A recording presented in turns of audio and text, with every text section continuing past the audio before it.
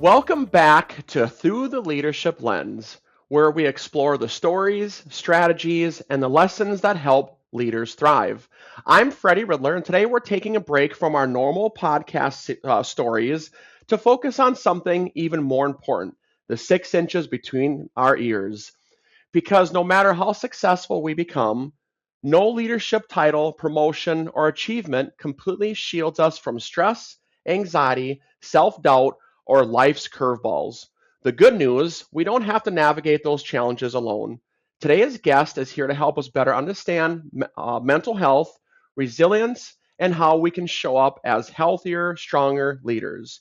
And now, joining me in the studio is my incredible host, the one and only Jessica Balderston.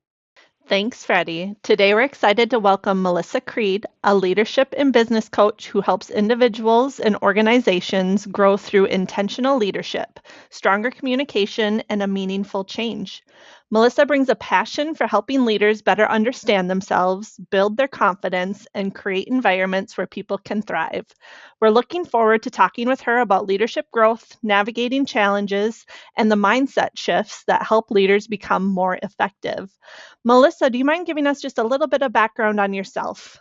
So I'm an executive leadership coach. I work with executives, business leaders, entrepreneurs, and even some celebrities on just some of the stuff that we'll talk about today, but I won't jump the gun on that one. But I've been doing that for almost 20 years. And prior to that, the reason I got into this is I was an executive in a small consulting firm.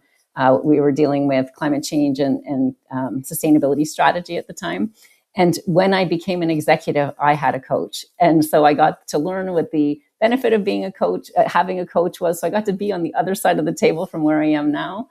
And that got me really interested in leadership and how some people can step into their leadership and make change happen, and other people kind of struggle sometimes. So that was a bit of my journey to get here. And I started my career in a technical space, but moved into strategy after that. That is amazing. I feel like I need to change my questions up to get hints about who these celebrities are, but I'm horrible with name dropping stuff. Yep. Amazing. Thanks for that background for sure. So Melissa, one of the things that we ask right out the chute is a question that is simple, but it could provide a complex answer. So that question is, what does leadership mean to you and how has it changed over the years? It can be a very complex answer, but I'm going to give you a simple definition that I use around leadership. For me, leadership is really just taking responsibility for your world. And it doesn't have to be the world. It doesn't have to be global, but it can be. But it's just your world. And it doesn't have to be from a leadership position. It can be from any position. It's noticing something that needs addressing, that needs to have something to take responsibility for, and then just stepping in and doing it. So, how do you define your world? Because I've never heard that before, taking responsibility for your world. Because, I'll be honest, we hear a lot of I take responsibility for my team, my company, my community, my family. But I feel like your world isn't really that big. Well, it can be, like I said, it can be the world, but your world can be your team. It can be your company. It can be your family. But I think what it does is it allows you to decide how big that is. You get to decide how big your world is when you're taking responsibility for it. But it doesn't limit you to a title or a role. There's a story that I really love when my kids were little. Both of my kids are more on the quiet side, a little bit more introverted, not really the typical definition of a leader, right? The way that we've formally thought of that. And when my oldest was 9, she was in the playground and she and the other girls were playing and they were kind of excluding one of the other kids. And my 9-year-old quiet, non-leader-like type daughter said, I don't think this is right. I think we should include her. And she convinced the other friends and then everything shifted. She was taking responsibility for her world in that moment. And she was being a leader in that moment. Nobody gave her the title. She didn't even know she was doing this. She was 9. But I think when we notice something that's not right, when we notice how we can make something better, we were on the Propane podcast. If you notice there's a safety issue, you might not be the health and safety expert, but taking responsibility for that in that moment is showing leadership. It can be, you notice at your kid's school, there's something that's needed like an anti-bullying campaign or something like that. So it's really just noticing the world around you. It can be in your small space, it can be larger, and saying, you know what, this isn't, I can make this better. What would you do like if you were trying to coach somebody and they notice something, but they're more of like your child, more of that quiet, doesn't want to speak up? What would you say to them to encourage them to actually speak up if they do notice something, but they might think, well, that's not in my lane, so how do I even speak up about that? Yeah, when we get into the dynamics of a workplace, there are definitely more subtle pieces than we'll be able to go in a generic context. But for me, when there's something that's bigger than you that's important, like safety, for instance, we find the way to speak up about it because there's a purpose. There's something that we're more committed to safety than we are committed to whatever might be stopping us from speaking. Now, that doesn't mean I wouldn't help somebody come up with how to do it, give them strategies, and helping them shape their words. Who's the right person to say something to? There are some specifics, but I do find that once we're committed to a purpose of something, it's a lot easier to find the way to the other side of that. We'll get into mentorship in the podcast a little bit later, but I thought of something funny. Everyone always says we have a mentor in life that kind of helped me in my career get to where I'm at right now. I'd say your daughter is one of my mentors right now for stepping into a role because how risky could that be? Her friends could have been like, "No, are you kidding me? We don't like this person. Why are you trying to step in for her?" But she took that risk anyways. She's like, you know what? I'm going to try to diffuse the situation and bring someone that's being left out into our group. And that's at such a young age. That's incredible. So thank you for sharing that with us. And I think there's a piece here that we often don't talk about in leadership is values. And of course, my daughter didn't know her values in that moment, but I think those were coming out. And that's the whole thing about something bigger than you. If you're committed to connection, belonging, any of the things that we all have as values, when we're leaning into those values, not only are we able to take more leadership positions, but we're also more fulfilled. I mean, sometimes we talk about a lot of workplace things. Values come into play even in a workplace. A leader's values set the culture. An organization values set the culture, and it changes how other people see things. And sometimes our own personal values might be slightly different, but when we're more aligned with those, it's a lot easier to lean into what we feel needs to be done in those moments. All right, Melissa, thank you for that introduction and answering the leadership question, which is always great to hear. Fun, quick question. What's one leadership book that you recommend the most? Yeah, I always get asked about books, and I read a lot of leadership books. I listen to them on audio books sometimes. I listen to a podcast on leadership. But really, the place that I looked the most for leadership is fiction. I love reading fiction from the lens of leadership. So one of my favorite series is The Hunger Games. I love looking at each of the characters in The Hunger Games and how they played different roles in leadership and reluctant leadership at times. And so like, I always am, I read a lot of fiction. I read a lot, and I'm always looking at leadership through the lens of fiction. And I find it really fascinating because there's human behavior in there. There's motivation. There's different kinds of characters. And I think that really plays out in a workplace too. You just exploded my mind. Like I'm rereading the Harry Potter series right now, and now I'm on book 3, and I'm like, that's 100% what I'm going to do is I'm going to look for those leadership skills in the Harry Potter characters. So I love that. That's amazing. And in all the characters too, like they're not, it's not always the one in charge, right? I mean, the Hunger Games I like because Katniss was a reluctant leader, right? Like, I don't know if you know the series, but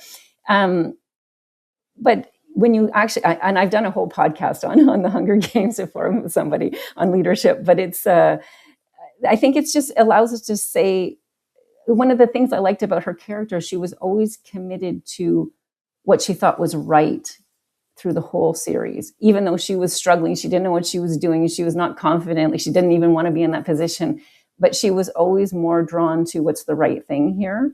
And I think that was really compelling for me as a leader. It goes That's down to awesome. those values you were talking about earlier. Yeah. So even the characters' values and how they lean into them. Yeah. Even I when they think the don't know what they're author doing. I Yeah. think the author of Hunger Games needs to watch this podcast because I don't know, or the writer, because I don't think they realize that people look at the Hunger Games as like a, leadership book or leadership type of navigation, right, through their stories. So that's fun. Thank you for sharing that. Well, and I Yeah, think it's because leadership's all around us, right? I just really like it it through is. Right. fiction, but it's everywhere, and that's how I view the world through that. I'm always looking at the leadership lessons. hmm Great. Now they're going to watch this podcast, Jess, and she's gonna critique us now for how we're doing with leadership. No, I'm not judgmental. I'm always just curious. So, Melissa, you talked about leader. So, you and I had the pleasure, and Jess had a pleasure to kind of have a quick pre meeting before this podcast. And you talked a lot about leadership being a commitment rather than a title.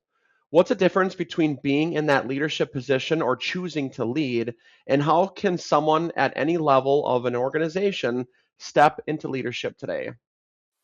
Yeah, and I think it's just like what we started our conversation with. It's really noticing how I can make a difference in the world. And in the world, I don't even mean in the big context. It can be in the moment, but how I can make something better. What can I create that's better? What am I responsible for? But it's always a choice. Leadership's a choice in the moment. It's even leaders in positions and titles. It's always a choice. Some of them make the choice more deliberately. Others are a little bit more reluctant, even when they have a title. But we always have the opportunity to decide that this is something I'm going to change. This is something I'm going to make better. This is something I'm going to commit to. It's not always changing something, but it's just stepping into, yeah, like I said, making the world better. And it can be, again, how do I make this meeting better? It doesn't always have to be grand. I use grand terminology a lot of times, but how can I make this conversation? What would success look like at the end of this conversation? And how can we steer that in a way that's meaningful? That's a great reminder. I feel like a lot of times people just get caught up in the day-to-day things and the motions of everything. What would you suggest to somebody who does some of that meticulous stuff where they're just going through the motions? How can they remember something like it makes a difference on your changes for leadership skills? That is the magic question. If I had the answer fully for that, I'd probably be a billionaire, because it's the biggest thing that I coach on is how to get out of that day to day. The average professional spends 36 hours a week in meetings and emails. So like it's the biggest struggle people have to stay focused on what it is that they're trying to do. And they're just reacting to emails, reacting to deadlines, reacting to urgency. And so for me, that's one of the biggest things I coach people on is how to help them do that. So I can give a few tips here, but it's really there's a series of things because it's such a bombardment of urgency and reactivity. Your inbox is full of other people's priorities. And that's usually what we're reacting to all day. I mean, it has some of our own priorities in there too. But one of the things I help people do is define what are the 2 or 3 we call them big rocks, but sometimes I think of them as the big buckets, like the big things that you want to move forward over the course of 7 or 8 months. So it's like a bit bigger, not just like I have to get this big project done this week.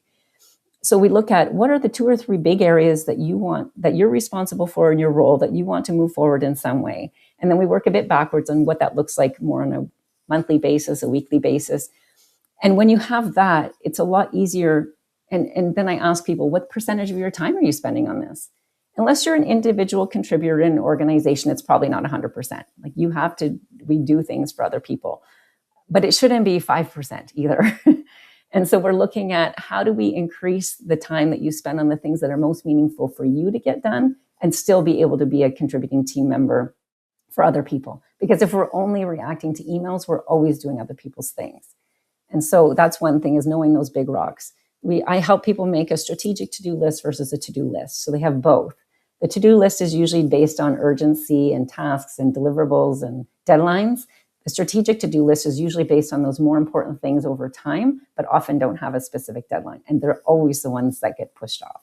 Those are often the most important things to spend time on. So we make sure we have places to gather that. And then we put time in calendar for those. And that's a little bit of a longer explanation, but most leaders don't have enough time in their calendar for strategizing, planning, thinking, doing that strategic work.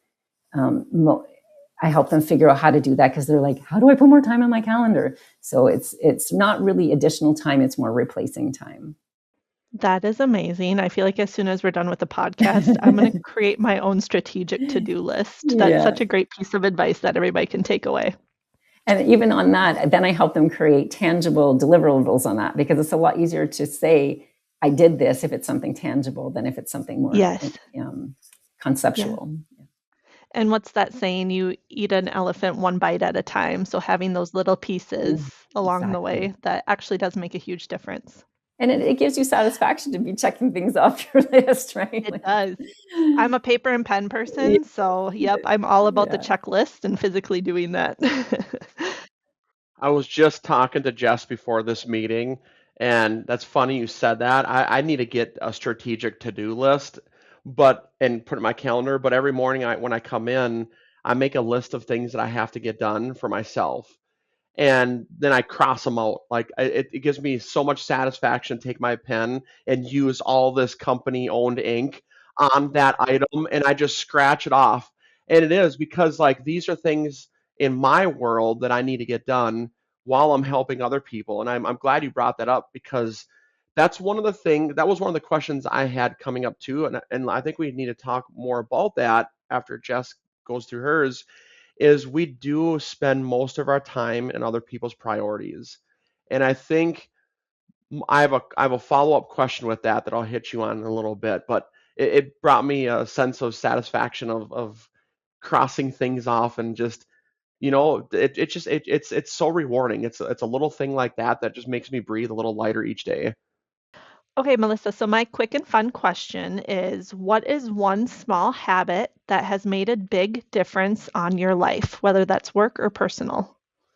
So the time in I book a full day each week for this stuff that I'm talking about. I know that sounds like a lot for a lot of people, but once I start working with people, we often get to that. And it doesn't mean they're doing all just like thinking stuff. It's really moving forward things that before they become urgent. A lot of times you're doing things just sooner.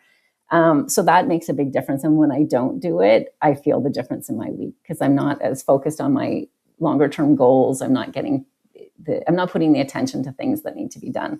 But there's another habit that I have that makes a big difference for me, but also leaders is asking questions. We often get to the point where we think we need to know all the answers because we're the one in charge. And the more curious questions and powerful questions that you ask, the quicker you get to solutions, the more everybody's on the same page, you get to alignment, you develop others. Like there are so many, most people think of questions as a way to get information or to clarify something. And that's just one of their many uses. The more people ask questions in a leadership position, the more you're developing people around you, which is really a big piece of leadership. It's not just getting things done, but developing people, helping them feel engaged. All of that can be done with a few simple questions. And it also changes conversations from tactical to strategic, which is very useful too. That is amazing. We hear that often on this podcast is the capability of asking questions when you don't know the answer, or even asking those questions and you do know the answer because their answer might be a little bit different from what you had in your head. That's right. Yeah. Yeah. And it's even sometimes to change the direction of the conversation completely. For sure. Might not even be answer driven. Can I ask a quick question on the asking questions piece of that? So you say, and we hear this quite a bit, asking questions at a leadership level. How do you, sometimes I get the feeling, and this is just personal stories of mine, that there is a difference between asking a question to learn and asking a question to get the quick answer. And how do you navigate that? If somebody's watching right now and they're like, Melissa, I'm scared to ask questions because I feel like the people I'm asking questions to feel like I'm just trying to get a quick answer versus me actually trying to learn. What advice would you give that person? So there's a few answers to this. I don't know if I'm answering it exactly the order you want, but I'll just talk up to this. One of the things is when you ask a question that starts with what, it has a very different impact than if you ask a question that starts with why or how. Why questions are really great questions to getting to root cause of something. They just don't land well on people. People don't respond well to why questions. They often create defensiveness, or even if they don't create defensiveness, you are asking them to justify their position, which often makes them dig their heels in and close their mind a little bit because now they're trying to prove to their answer. Like you're inviting that with the question.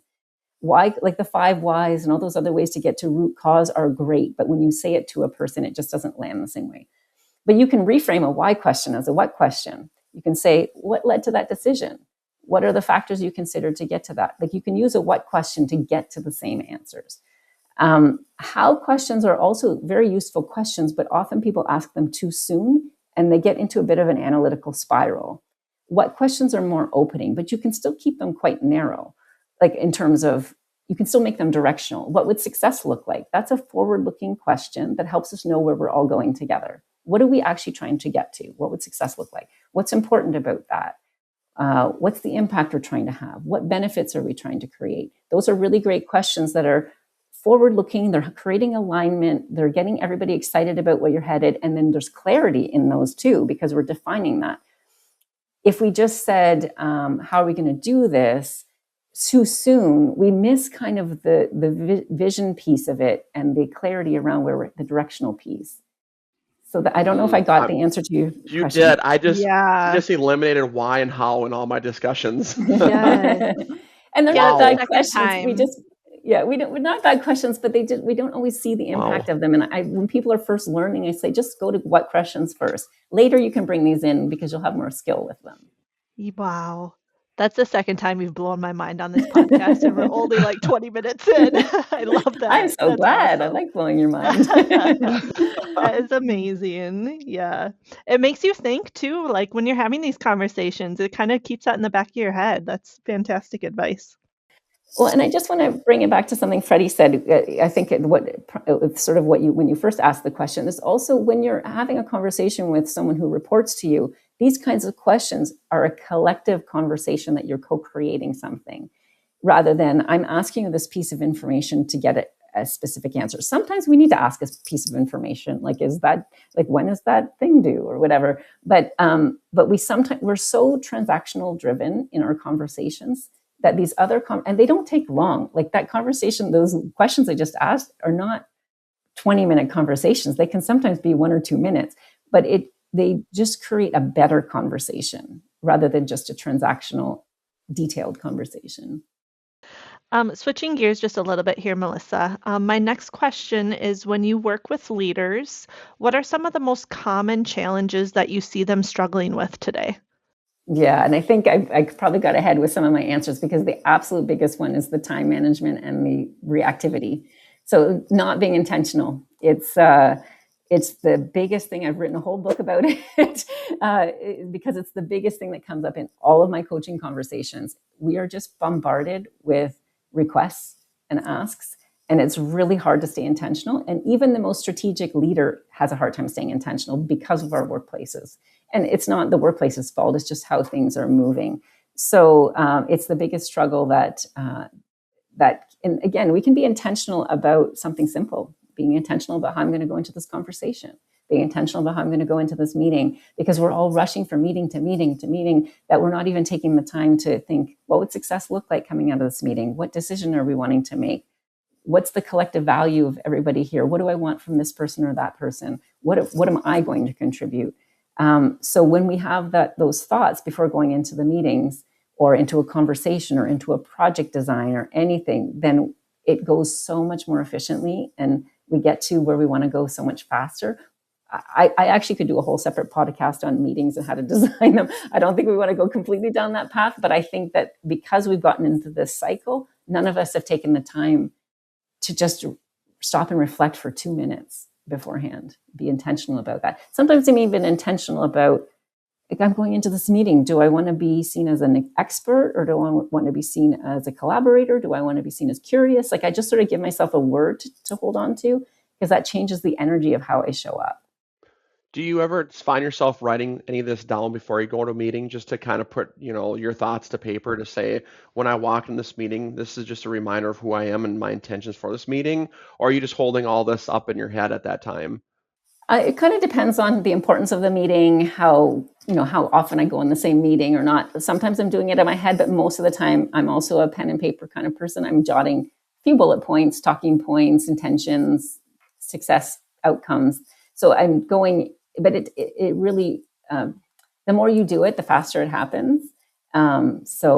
And then you're building from that for the next time too. So yeah, I usually do jot things down, but sometimes I'm just reflecting in my head as I'm walking somewhere or something like that. Jess and I are paper people. That's why I keep asking. We are, yeah. Me too. My desk is full of people. Yeah, you don't want to see. Melissa, I do have a Right. follow-up question to that one. If you are mentoring somebody who just says, I've got too much on my plate, I don't even know where to start offloading this or how I even offload, is there just a high level, maybe pieces of advice that you could tell that individual, or if somebody's listening and is like that, where they just think that they have too much and they can't offload anything? Where do they even start with that feeling? Yeah, it's such a common experience. So if I'm working with someone and we have like the ability to have a conversation, we'll look at, okay, as we step out of all the things that they have in the moment, what's important a year from now or 10 months from now? What do you need to move forward, those three big rocks over the next 8, 10, 12 months?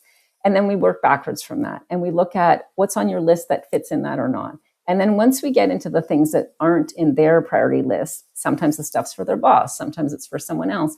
It's what role do you want to play on these things? And of course, the more junior you are, the harder it is to have a decision around your choices. But in general, we can still, a lot of us jump into what we think is needed rather than think about how we can respond. So everyone say, I need to say no. It's like, it's hard to say no. Sometimes we do need to say no, but it's hard to say no. I always say, this is what I can do. That's a reframe for me. So you're choosing. So let's say a colleague sends you something and says, can you take a look at this? And then you open it up and then you go and somehow you've ended up spending 6 hours adding your contributions to it. Maybe you could have gone back and said, I'm happy to help you with this and share what I know. How about we have a 20-minute call on this and I'll share my ideas. But instead we think we have to go and write something and rewrite something and add this. And we spend a whole bunch of time and we never even often ask them what they actually need. We often just jump in and do it. So sometimes I just say, ask, what do you need from this? What are you needing from me? Here's another way I might be able to provide that for you. That's far more efficient. And does it always work? No, but it works so much more than people think it does. Like probably 85 to 90% of the time. That's really good, valuable information. Thank you so much. And I do want to talk about mentorship, but before I get to that, I'm going to ask just a fun question that I kind of geared up because I'm really curious about this one. So you're coaching leaders through a very tough week. What's your go-to drink during work hours? Is it coffee, tea, energy drinks, pop, or soda, depending where you're from? I'm a big kombucha drinker. Local Okay. kombucha. Yes. Yep. I have it local company deliver a case to my house every 2 weeks. Oh my Wow. gosh. Committed. And it's really good quality because it's a local company. It's so good, and it's just it makes me happy. So that's what I would drink during the workout. Wow. Have you ever tried making your own at home? I've heard of people doing that before. Yeah. Yeah, I've made it. It's not as good. Yeah. I have made it, and it's not that hard to do, but it just never is as good. So whenever I've done it for a period of time, and then I'm like, okay, I'm back to getting my kombucha locally. I love it. So Usually Melissa, ginger kombucha. That's my favorite ginger. That does sound good. I have to put that on the list because I had never had it, so I definitely need to try that. Try it at a market with some like a local brand. The ones in the store are fine, but they're commercial, so they just don't taste quite as good. We'll try it. I'll go talk to Jess after this and say, what was she talking about? I need to get this. I love it. So one of the things that's great about the Women in Propane Council and what they do for this industry is they have a mentorship program called Knowledge Exchange. And it's a place for you to sign up to be either a mentor or a mentee in this industry. But you're like you're the leadership coach, and then there's the mentor. If I'm watching this podcast right now and maybe I'm a mentee or maybe I'm in need of some coaching, maybe give a good definition because they both have their value, right? But when would a person say, I think I need more than a mentor, I think I need a leadership coach? Maybe talk about the value of each of them and when you should decide one or the other. Well, so I'm going to have a bias here because this is my industry. I actually think you need both, but I'll talk a little bit about the difference of it. So a mentor often is someone that's a little bit ahead of you in your career, sometimes in the same industry, sometimes not. And I think people should be a little bit intentional about how they use that word again, intentional about what they want from a mentor to see at what, like sometimes people, like I've had different mentors over the years. And at one time I was I was a mother with 2 young kids and an executive in a consulting firm. I needed a mentor who had done what I had done, but survived. So I had found someone about 10 years ahead of me in my career who had had a very similar path, and she was my mentor for a while. But they shared, mentor typically isn't trained, but they share their expertise and knowledge. And if you're in an organization, they often can be almost like a champion for you or a sponsor as well. And they can tell you, oh, you should go talk to this person or that person, or they tell you a little bit about the organizational dynamics and things like that. Very valuable. And I think everybody should have a mentor, and it's very achievable, right? I had a young woman. So I have an engineering background. I didn't say that at the beginning, but in Canada, when you get your engineering degree, you get an iron ring for your little finger, and there's a whole piece around it. It's there was a bridge that collapsed over 100 years ago, and they created iron rings out of that bridge originally, and now they're out of other materials as a reminder of your responsibility to society. So in Canada, if you see someone with a little ring like that, you know immediately they're an engineer. And I was in a coffee shop meeting a friend, and the barista came up to me, and she was in engineering school, and she started talking to me, and then she asked me to be her mentor. So she was just like talk about, the ability to go after what you want. And so I mentored her for a while. So it is accessible. Mentoring is accessible. Many people want to help you get further in your career, and it doesn't cost anything. So I think everybody should have at least one mentor. I've had many over my career. A coach is usually more of a financial engagement, and often an organization will pay for that. But I think a coach helps you probably explore even more the fears you have, the self-doubts, the self-awareness, helps you with strengths, weaknesses, does give you some advice, but there's also an element of helping you grow and develop. So there's a learning and also a forwarding of the vision of what you want for your future and who you want to become. And they're trained and certified. So they have different skill sets than a mentor would have. So I know I'm biased, and I'm in this industry, but I don't know how people get through their professional lives without a coach, honestly. I always have many coaches. I pay many people to be my coaches. And even when I was working, I had a coach that an organization paid for, but if I hadn't, I would have paid for it myself, because it's just a place to have a confidential conversation about things that you're confused about. And there are many times I give people actual advice about what to do for leadership, because I have skill, and no knowledge about some of the things we're talking about today. But most of the time it's just asking the right questions. And I always ask at the end of the session, what was most useful today? And at least half of the time it was just talking these things out loud with someone. Just having someone as a sounding board that's not going to judge you, to go through things. And often you can find your own answers through that. And when you can't, the coach is trained to help you move through that differently. But so I don't know if that's helping sort of distinguish between them, but most of us don't have a place to talk about those things in our heads. And so sometimes we don't want to do that with a mentor, right? Because they're often in our organization or whatever. That was perfect. We our company, we have a business therapist that the leadership team gets to work with, and it's funny because he always finishes what was most useful about this conversation. Dang it, I'm gonna tell him that was a trained thing, not just I thought he was being nice to me. Not all of us say it, but it's one of my questions, and I'm sure other people use it. But I mean, one of my clients used to say it's like business therapy. So it's kind of funny that's it is. You guys. It's amazing that you guys have that at work. Yeah. Yep. And my answer is every single time I talk to him on if this was helpful today, I said, yes, it was good just to talk it through with somebody. Yes. And that's sometimes all that you need. Too. And you get clarity from it. Sometimes you're talking and I have clients that I've had for a long time that sometimes they're talking and they say, and I know you're going to ask me this. So this is and they think I'm like, they're saying, I don't even saying anything. And they're like, and I know you're going to say this. And now I know you're going to say this. And then they get to the solution. I'm just sitting here being the sounding board. Yeah, you already do it. Yeah, that's the thing is most people do, but they just kind of have to work through the noise. Or, sometimes we have self-doubts about things, and it doesn't always feel safe to say that other places. So.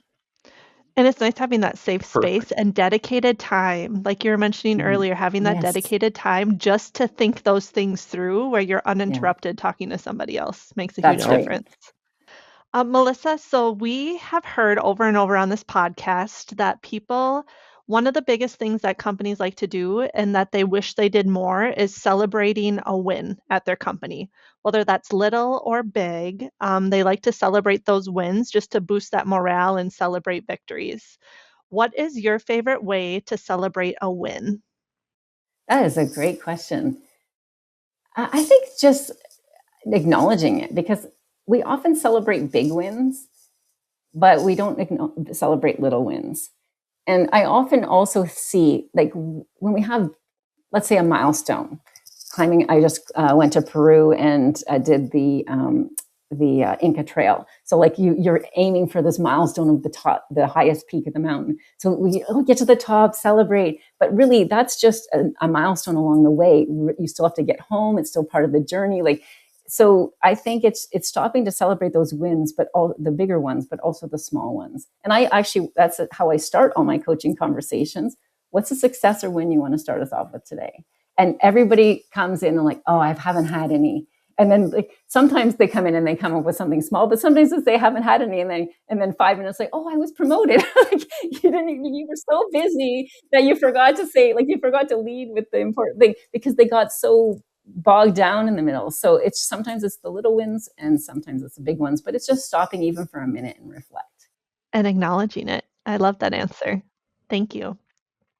My last question I have, Melissa, is what leadership habit or practice has the biggest impact but is often overlooked by people? I've talked about many of them today. We've got the questions. I think that's a simple one that's overlooked. The time and calendar. I'm going to take this a different way. I'm going to talk instead of about a habit, I'm going to talk about something else that I think is overlooked. We didn't really talk about legacy, and I know that's often in the space about leadership. And a lot of people think of a legacy as something you leave behind at the end of your career. How's my legacy going to be? It's going to be this big thing. But for me, a legacy isn't only something you leave behind. It's how you live out, like what you live out loud on purpose every day. It's the conversations you have, the acknowledgement you give to somebody. It's the values you bring to things. It's the vision you have, the excitement you bring, the inspiration, the way you want to change things or make things better.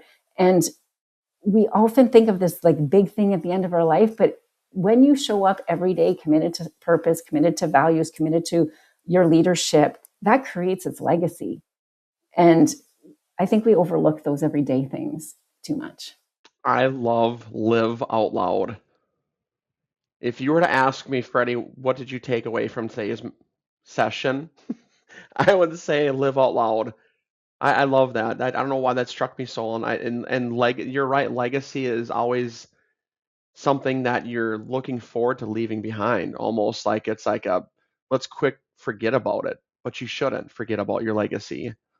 I was going to say also, like that you said, it's how you make people feel as well. So it's not just what you've done, what you've accomplished. It's how did you actually make those individuals feel? And that could be a part of your legacy that you live and leave every single day.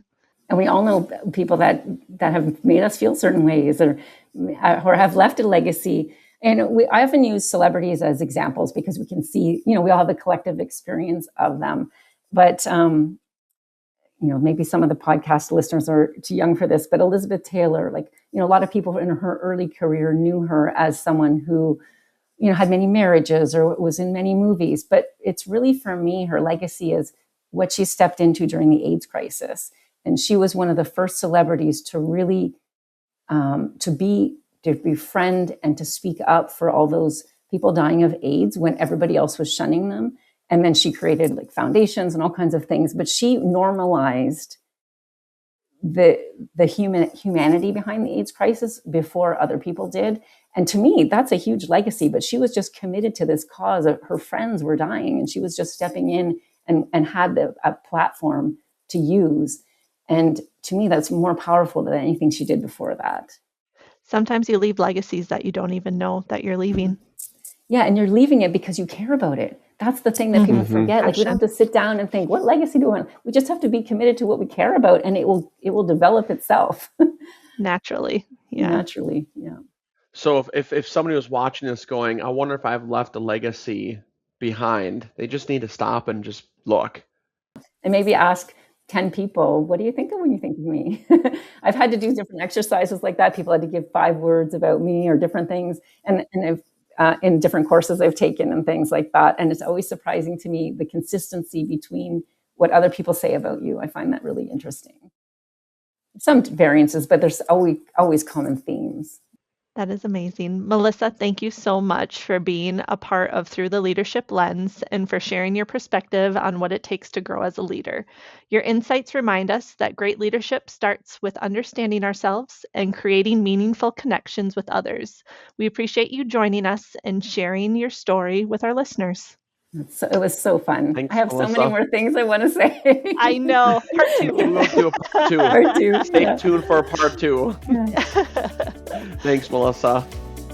And that's a wrap on this episode of Through the Leadership Lens, a podcast proudly presented by the Women Propane Council. If you enjoyed today's conversation, don't forget to subscribe, download, and share it with a friend or colleague. And if you want to learn more about Women in Propane, connect with us on Facebook, follow us on Instagram, or visit us online at www.womeninpropane.org. I'm Freddie Ridler. And I'm Jessica Balderston. Thanks for listening. And keep leading with purpose and vision.